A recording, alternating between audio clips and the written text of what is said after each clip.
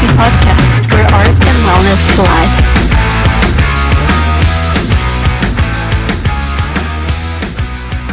Well, hi and welcome back to the Healthy Metal Hippie. I am really excited to see you guys today, as always. You know what? We've been a little bit quiet over the last few months because we have had so much stuff going on. It's been unreal, but here we are. So you probably saw our episode last week with Lurks, which was absolutely so much fun to record, and I hope you really enjoyed it too. Such a cool band, such incredible people. I really hope you loved it. Today, I am going to talk to you about girl problems. So I recorded an episode back on Halloween when I was prepping to go for surgery, and I never ended up doing anything with it. And so I thought, I'm just going to record something new and we can talk all about it. So November was kind of wild, it felt like, because I was prepping to head in for surgery just early in the month. First of all, I didn't realize how actually nervous I was to go in for the surgery. And we're going to get back to that in like just a minute. And lucky, I just needed a few days rest and everything worked out just fine. But, you know, it's stressful going into those situations, no matter what kind of severity it is or whatever the case may be.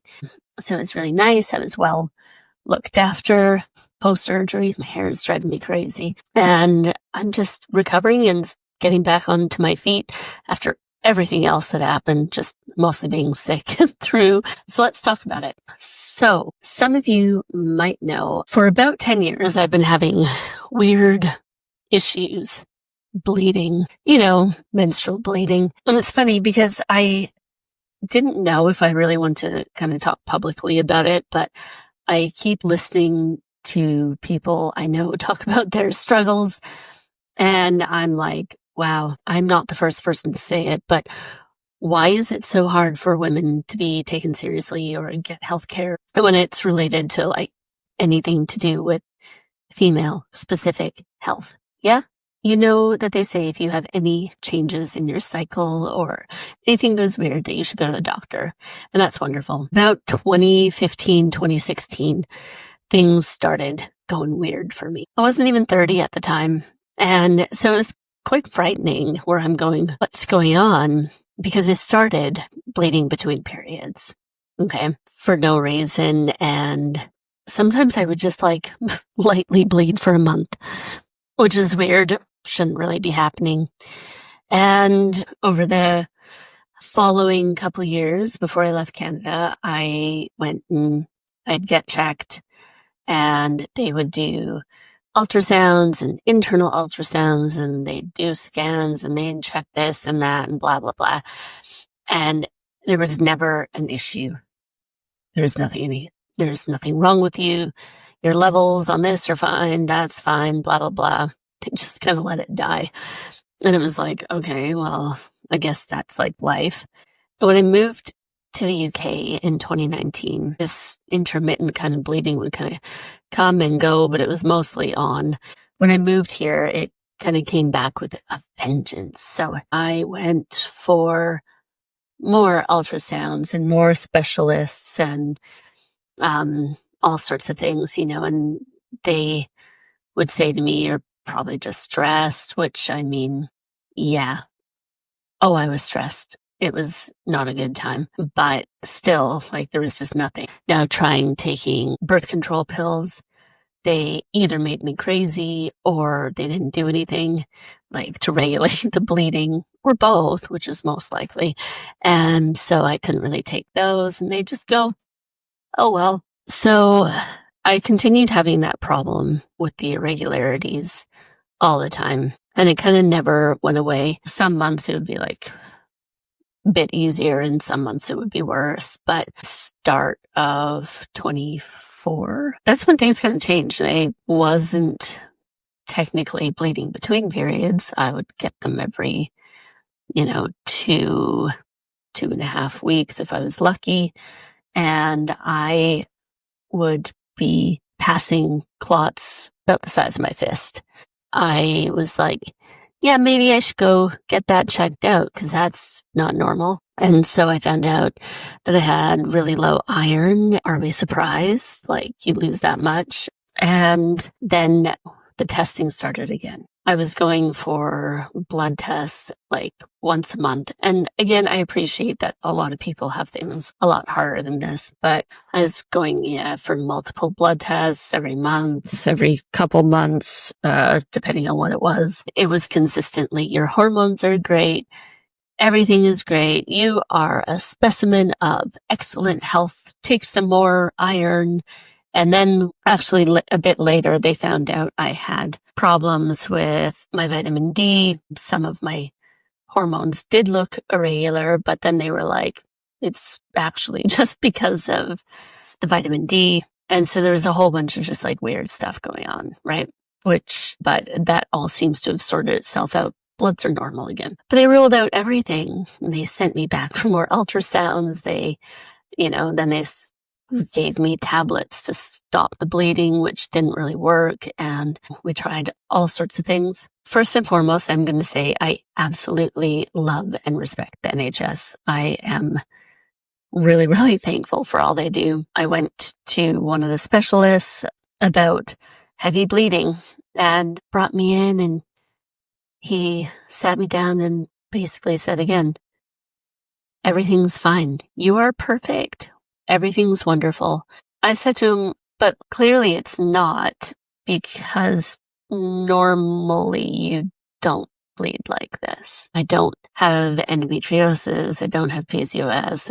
I don't have any of these things either. And he just said, and I could actually hear the nurse laughing when I said, like, clearly there is something wrong. And I hear her kind of giggling, trying to stifle her laughter behind the curtain while he's talking. And he said, yeah, well, just keep an eye on it and come back in a couple of years. So if you know me, being kind of struck down for a couple weeks a month is not really ideal, because I like to be on the move.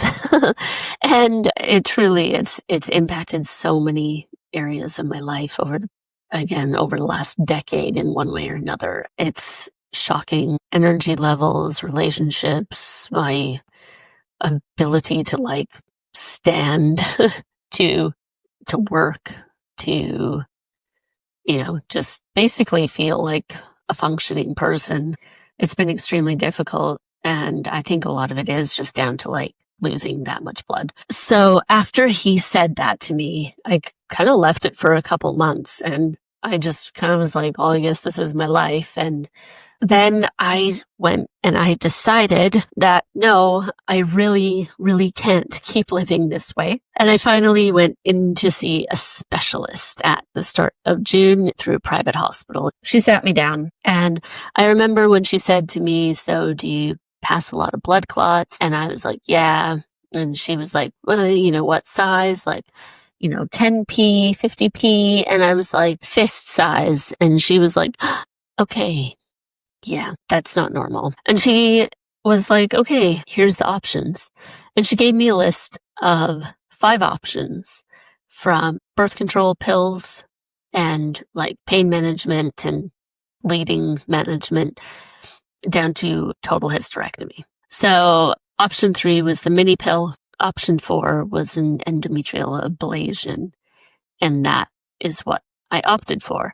I was actually going to give the mini pill a go, and I couldn't bring myself to do it. So I called her back and I said, hey, I changed my mind and I want to come in and have this ablation done. And it was kind of the easiest decision of my life, because I've been struggling with this for so long. I'm just over it.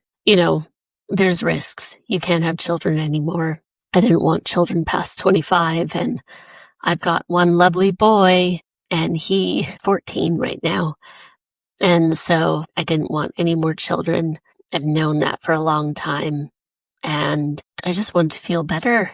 So I went for it, and she did all my assessments and stuff same day. And then within a couple weeks, they got me booked in for surgery. And again, being private, it was pretty quick. It was, start of November that I went in. Really really simple day surgery, and it takes about 15 minutes to do, I think, from like front to end, which is great. The staff at this hospital they're wonderful.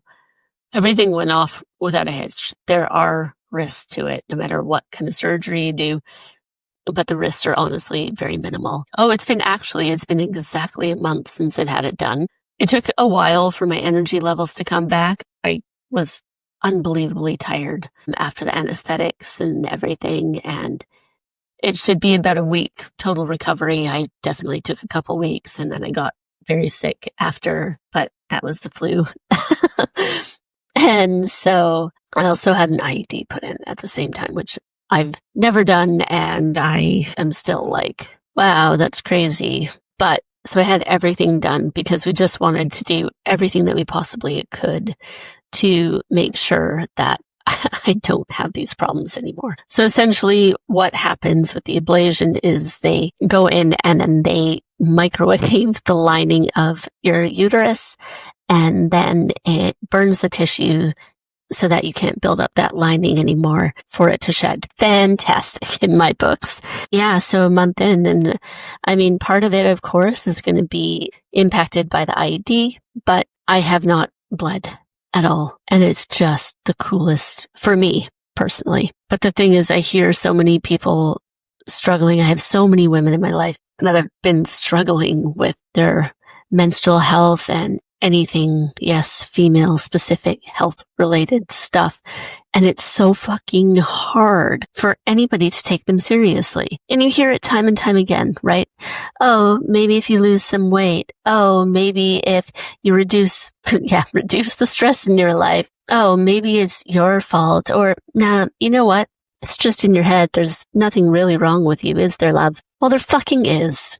And I don't understand why it's so difficult to be taken seriously or to have somebody understand how deeply something is impacting you and your health. Women are not crazy. Women are generally very in touch with their bodies, and they know when something's wrong.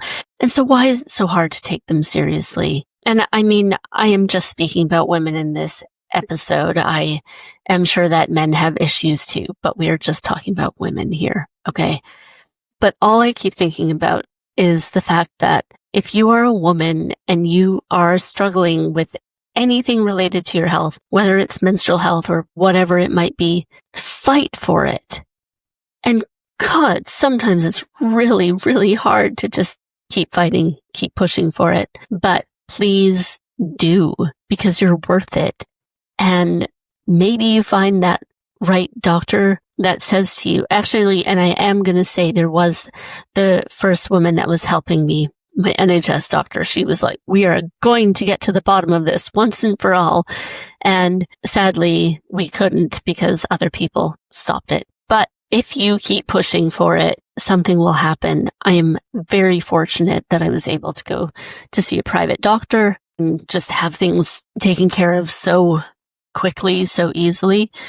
I'm extremely fortunate, and that is not lost on me. This last time that I pushed through the NHS for it again and just said, please, please, please, I need help, is the first time I actually got anywhere with it. And it's devastating to think of how much pain that everybody has to go through, but being dismissed and saying it's nothing or that's not right. The health system's overworked and underpaid and undervalued, and they take way too much abuse and things like that. But there's got to be a way that we can keep advocating for ourselves and taking care of our health needs, because we deserve it. You deserve it. And so let me know if you've had any struggles with this. I am curious. I would love to know your thoughts. And yeah, have you had anything like this done? Have you had any sort of struggles, or have people pushed back to you? Have doctors pushed back to you about your healthcare needs? Just let me know. I'm curious. And I hope that you will keep standing up and fighting for yourself every day. Lots of love. See you guys later. Thanks so much for joining us on the Healthy Metal Hippie podcast. For more ways to connect, go to www.healthymetalhippie.com.